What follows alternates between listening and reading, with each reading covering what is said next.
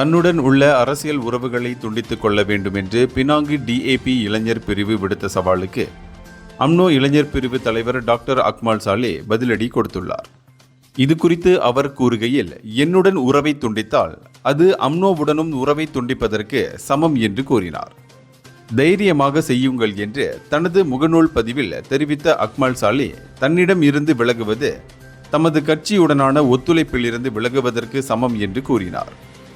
முன்னதாக கடை ஒன்றில் ஜாலூர் கமிலாங் தலைகீழாக ஏற்றப்பட்டது தொடர்பான சர்ச்சை குறித்து பொதுமக்களின் நம்பிக்கையை குலைப்பதாகவும் இனவாத உணர்வுகளை தூண்டுவதாகவும் அக்மால் மீது பினாங்கு டிஏபி இளைஞர் பிரிவு குற்றம் சாட்டியது.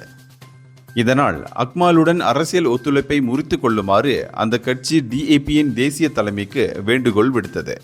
அது மட்டுமின்றி அக்மாலின் செயல்கள் பொது அமைதியை குலைப்பதாகவும் பழையின நல்லிணக்கத்திற்கு அச்சுறுத்தலாக இருப்பதாகவும் டிஏபியின் உயர் தலைவர்கள் கண்டித்துள்ளதும் குறிப்பிடத்தக்கது. இந்தியர்களின் இதய குரல் மக்களோசை.